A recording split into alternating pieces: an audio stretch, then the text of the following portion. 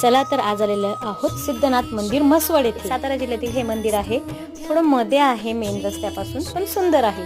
तर खेळण्यांकडे बघितल्यावर मोठा रणबंबलचा कार्यक्रम झाल्यावर आम्ही बघितलेला आहे हत्ती. हो, जनरली शिवाच्या मंदिराच्या बाहेर नंदी असतो, इथे हत्ती आहे.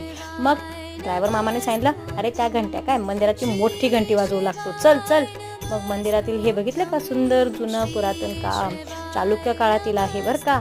आणि हे बघितलं का, पूर्ण पितळी वगैरे हे ठेवलेले आहेत, मुखवटे आहेत, जुन्या मूर्ती आहेत ज्या उत्खनात सापडलेल्या आहेत. आणि अजून बघा, याला काय म्हणतात माहिती का, आमच्याकडे त्याला वरणाचं भांडं म्हणतात, तुमच्याकडे याला काय म्हणतात मला कमेंटमध्ये नक्की कळवा.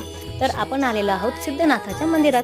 शिवासोबत इथे गौरी सुद्धा विराजमान आहे. चांदीच्या वर्ख लावलेलं पूर्णपणे काम केलेलं आहे. समोर जे आहे ते सर्व चांदीचं काम केलेलं आहे.